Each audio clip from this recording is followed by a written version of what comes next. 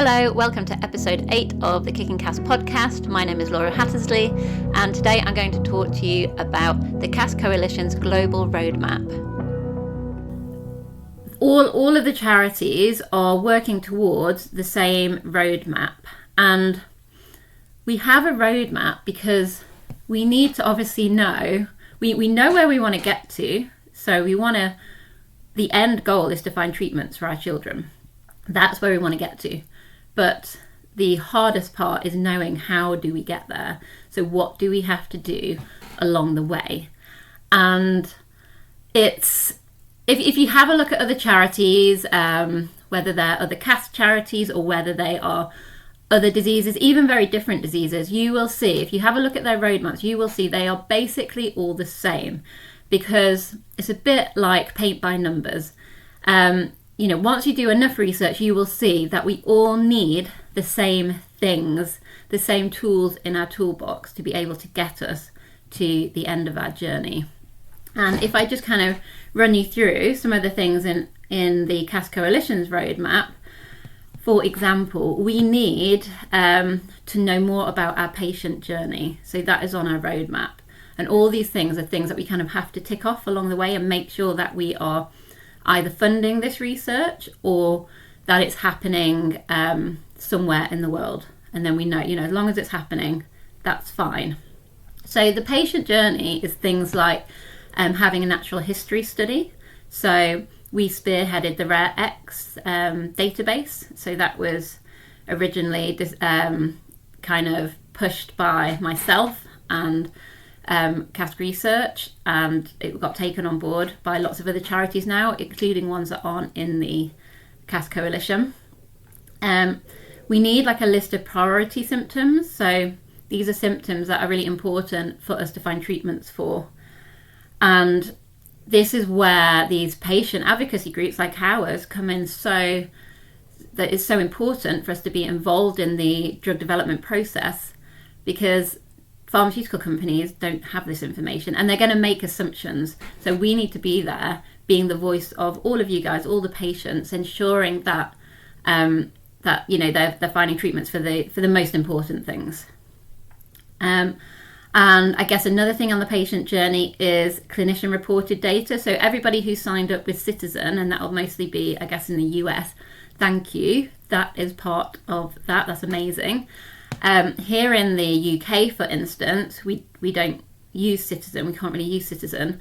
But a bit of breaking news, there will be a press release coming out on this soon, maybe this week or next, is that we are creating a clinical database here in the UK under the leadership of Dr. Amin, who is an amazing paediatric neurologist based in Bristol. So you can see that actually the patient journey, we are working really hard on that, and we're covering all the bases. Another thing that is on the roadmap is understanding the mechanisms of the disease. So that's like kind of the basic biology. What is happening? What's CASK important for? Which proteins downstream does it impact? And fortunately, that has been happening a lot without any funding. So scientists have been studying CASK way before any charities were developed and created. So we are gradually learning more, but this is also what we're funding here in the UK by Professor Hodge at Bristol. So he's going to look into that, and I know there are other studies around the world happening. And we also need to know like the disease characterization, which is also what Professor Hodge will be looking at along with other scientists around the world. So the effect of the different variants. So if you have one mutation, how does that affect an individual compared to another mutation, for example? And the data on Rare X, thank you to all the people who have uploaded their genetics reports, that means that these studies can be done, because I can't remember the exact number, but I think we have at least 40 genetics reports now uploaded onto Rare X alongside the patient reported information. So that means that we now can look at, as long as those 40 people who have uploaded their genetics reports have also completed their surveys, but we can do like a genotype-phenotype analysis. So that is being done. So we can tick that part off the global roadmap. It's really important for us to improve patient care. So that is on our roadmap, because that's probably number one for most families. You know, I think everybody's a realist. The treatment's not going to come around tomorrow or in a week. You know, it could come around in like the next few years, but it might not. Whilst improving patient care can happen tomorrow. So this is creating better patient management plans, or any patient management plans, better clinical care, greater family support, and better education. So the CASK Coalition supports all their families and does this via their website, via family meetups. So again, we're ticking that box, and together, hopefully, we will get improved quality of life, which is so important for all of us and all of our families. Another thing in the roadmap is symptom targeted therapeutics. So based on the priority symptoms, developing treatments to treat those symptoms. So not a cure, but for example, the epilepsy. So if we know more about the epilepsy, and we are working hard with an epilepsy researcher to learn more about CASK epilepsy, what is the kind of causal root of that CASK epilepsy, and then once we know that, we can look at more targeted treatment. So I'm really hopeful that there will be developments in this space, and I know there are other epilepsy studies happening, and I really think in the next year and the next few years we will learn so much more about the epilepsy that we see affecting our children, and once we know more, we can hopefully get treatments fairly rapidly. So again, there is work in that area. We will probably need more, but that is happening, and that is happening with the help of the CASK Coalition.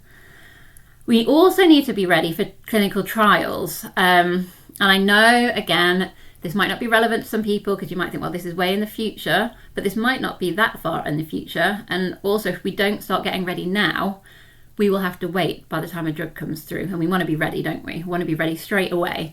So these are things like finding biomarkers, and I'll probably do another, a whole episode on biomarkers, but just in short, a biomarker is something in the body that can be tested and can then be, the level, for example, can be compared to before and after a treatment. So it's a way of measuring the success of a treatment. So there might be a molecule that's found in the blood in patients with CASK that isn't found in healthy patients. And then you could give them a treatment and that molecule reduces, for example. We're not currently, the CASK Coalition, I don't believe, are doing any direct support of this, and I don't know of any scientists, there might be, who are looking into that. So that is definitely up there on our priority list.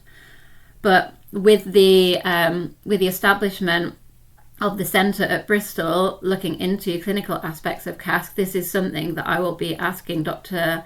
Amin to prioritise. So again, it's good to have this list, and then we know what we're ticking off and which things that we still need to accomplish. So just to speed up a bit, so you've also got, so the last thing is the gene therapy, which I think people talk about a lot. It's kind of got that pizzazz, hasn't it, of it's a cure. So we are obviously funding the XI reactivation, which is a gene targeted therapeutic, and this is funded solely by ACNRF USA. So if you want to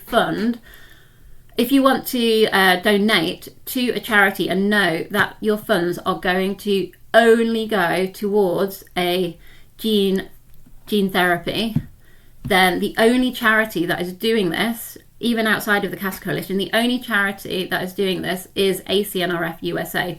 They're not funding anything else. Their sole purpose is just to fund this gene therapy in America.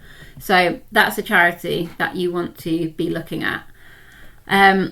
So that's what that is our roadmap. And if you look at the other CASK charities roadmaps, I'm sure you will basically see they are very, very much the same.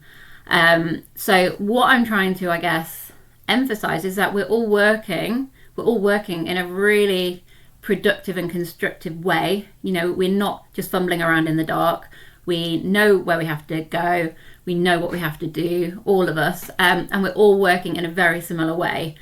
And by working together and knowing what parts of the roadmap different charities are focusing on, that's what will help us get them much more efficiently and hopefully faster. So that is why I'm always always promoting the CASK Coalition and trying to get the charities that aren't in the CASK Coalition to come on board and join us, so that we're kind of strong. I mean, people say this all the time, but we're stronger together, and we can work faster and use the amazing donations that we're getting in the most efficient way as possible, because we don't want to be duplicating work, and we are all working for the same aim in the end. Anyway, that is enough for today. So hopefully that's given you an idea all about our global roadmap. I will be seeing you soon. Everybody take care. Bye.